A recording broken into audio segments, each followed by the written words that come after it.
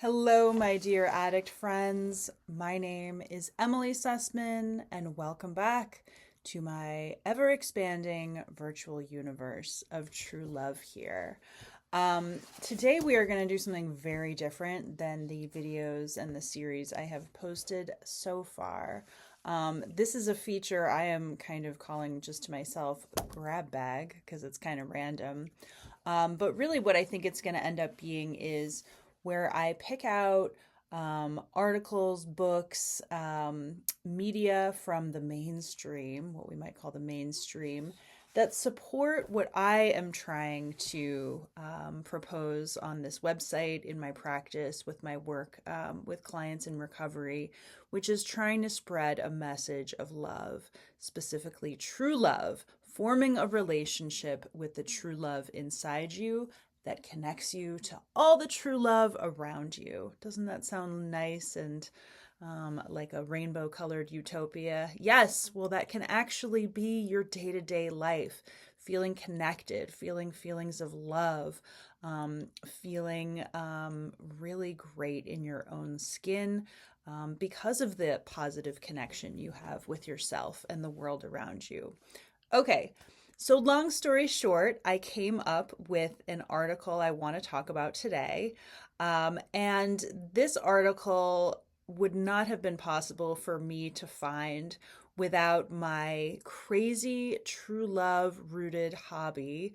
And by true love rooted, I mean just some crazy hobby that I personally love to do.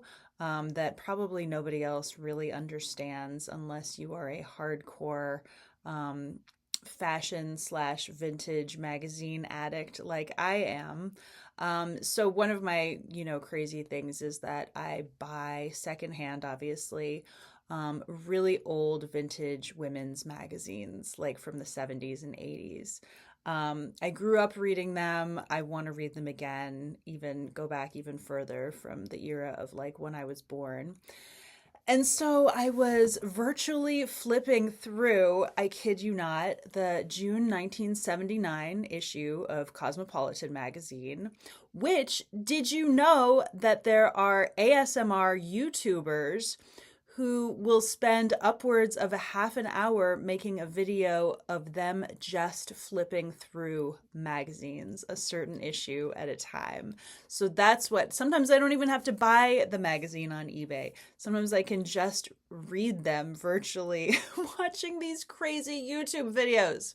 Okay, so long story short, once again, I came across just totally serendipitously this article called Be Your Own True Love from the June 79 issue of Cosmopolitan Magazine, written by one Dr. Richard C. Robertiello. Robertiello?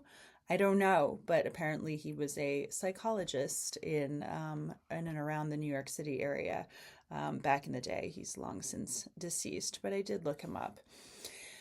Okay, so this article obviously caught my eye because of the title, Be Your Own True Love, which is sort of what I'm advocating for, more in the sense of form a relationship with the true love inside you. Um, but I'm just going to give kind of a brief summary and the main points of this article because it's actually a really good one. I don't know what happened to Cosmo over the last 45 years, but this is a very sophisticated article. This is written for a very sophisticated audience that has a really good understanding of psychology and themselves, or at least an interest and a curiosity in that. And I love that this magazine, which was written for women, like 18 to 24, really, had enough faith in their readers to be literate back then. So that was great. Okay, so here's kind of the teaser on this article. Who is your own true love? Who is the person you love the most? It may be something of a surprise to you, but unless the answer is you are in trouble because self-love is one of the most important ingredients in a happy, healthy existence. All right, so right off the bat, we know where the author, Dr. Robertiello, is going with this, that this article is going to be about self-love. So this is a 4,000 word article. I'm going to do my best to summarize it, give you the main points.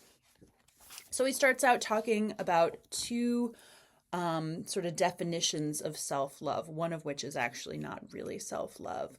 One definition, which I think we can all grab onto and almost aspire to, hopefully, is the really positive sense, the self-confidence aspect of self-love, where you know who you are and you're not afraid to express yourself in the world, be seen in the world, go after what you want in the world, and basically do what you want to do in the world, because you believe in yourself, because you believe in your capacities, because you know that any one person, place, thing, or situation can't get you down or bring you down, or make you lose yourself.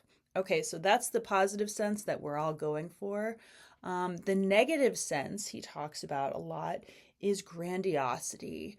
Well, first of all, either people who just out and out don't have any self-esteem, period, and just really spend their lives sort of hiding in a hole, but to some extent or another.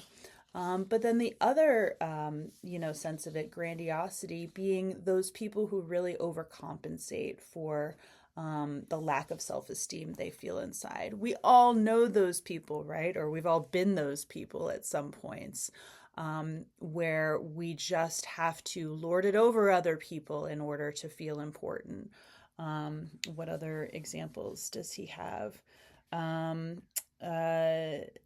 Does not seem to grow out of confidence, but rather the opposite. The woman who looks in the mirror continuously or brags about her latest conquest or is preoccupied with her last illness does not seem to be acting out of security, but out of a feeling of not counting enough. And if we don't get enough adoration in childhood, this is sort of a commonly known childhood trauma, element of how it comes up as adults. If our need to feel grandiose isn't well enough fed at that point in our lives, we need the grandiosity affirmed later in our lives. It comes out from the inside. It sort of haunts us and poisons us from within, just like every other repressed feeling, right? Okay.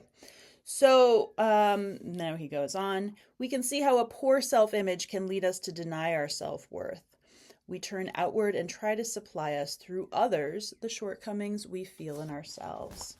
Then he goes into this sort of long sidebar segue into what he calls narcissistic extension, which is where we try to compensate for what we feel we lack ourselves. Like, let's say if I feel I lack intelligence, I'm going to choose, by narcissistic extension, a partner who is very intelligent, who sort of makes up for my perceived shortcomings. However, the author points out that this fix usually doesn't last us very long in terms of fulfillment or satisfaction, that we actually end up really envying and resenting that other person, our partner, our mate, because they have what we lack, and we still feel powerless to have what we lack. Clearly the long-term formula for happiness is actually starting to claim or embody some of that quality for ourselves, even if we have to think about ourselves really differently than we did prior to that. Okay, so that was narcissistic extension. And finally, this is really interesting, and I'm sorry I saved it for the end of the video because usually people don't even bother to watch the end of these videos. But here's the thing that he says really works towards raising your self-love and your self-esteem. And then what we really want is becoming our own true love, really, really building that foundation of love inside of us that we can access at any time. The author, Dr. Robertiello, says that actually he's got a 4-part process. So let me just... Taking in praise, he says, is not a passive process. You can't just sit there with your eyes and ears open and let it in. Rather, it is a very active process that involves the whole sequence of, number 1, being conscious of needing and seeking praise. 2, picking the particular quality that you will use to get it, or really the thing you need that you're asking for. Picking the person who will truly appreciate that quality and can openly express their appreciation of you. And finally, you actually taking in the praise and feeling it. Isn't that interesting? I think that's a really, really good point. And it also mirrors, I think, what unfolds at 12-step meetings. You know, we go to 12-step meetings, AA, NA, you know, a lot of us are in recovery or involved with a fellowship like that. We go there in order to really feel good, right? To get support from other people, to tell them our problems, and to get support and encouragement in the face of those vulnerable problems and feelings. And we leave feeling usually pretty good, connected, supported, understood, and encouraged. Okay, so just the last thing I want to... Oh, and then he also says, sorry, I know this is a little unfocused, but this is my first grab bag segment, so please bear with me. It is an interesting paradox that the way to enhance your love for yourself involves opening yourself up to receiving admiration from others. I love that. Okay, and it has to do with repairing the damage, like the childhood, adolescent damage to your self-esteem. Once this happens, I love this part too. This is the conclusion. I'm almost done. Once this happens, life can be quite different for you. You can stop needing to concentrate so much on your physical or emotional self or on your problems.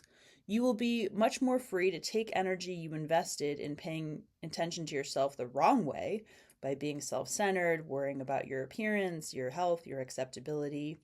And you will be able to pay attention to yourself in the right ways, by being conscious of what in your environment pleases you, basically focusing on the positive, or enhances you. That, in my opinion, the author says, is what life is really all about. Knowing what you need, knowing what's out there to fulfill that need, and being free of hang-ups about going out to get it. All of which is possible for you when you realize that your own true love must be yourself. So thank you. After 15 minutes, I have finally found that Dr. Robert C. Robertiello, writing in Cosmo Magazine, again, almost 46 years ago now, or exactly 46 years ago, agrees with me that we have to be our own true love, but that involves and really requires really close and deep ongoing connection with other people, revealing ourselves to other people, asking for help from other people, and getting connected heart to heart that way. Really building the foundation of our own self-esteem through that authentic connection. That is all I have for today. Hopefully I'll be a little more organized the next time I do this segment. But you guys, I have so much that I have read in the last 7-8 years on this subject of self-love and actualizing the love in your life, making it materialize in the form of thought to your outside circumstances, that I am going to have no shortage of materials to be bringing to you, resources, other than obscure Cosmo articles. Trust me, I have a lot of books I want to talk about here on this segment too. The one other thing I wanted to mention is that I actually took the time to dictate this article from my very fuzzy, scanned in, don't even ask, way that I got it, to a very clean copy in PDF form. That is going to be on my website, tacked up right by this video in the videos section. And I have the full text of the Be Your Own True Love article, again, by Dr. Richard C. Robertiello from Cosmo Magazine, June 1979. So if you want to read the full text of this, I really recommend it. It is not what you think of when you think of Cosmo. This is a very, again, intelligent, sophisticated article that I hope will have a lot of positive meaning and inspiration and direction for you. See ya!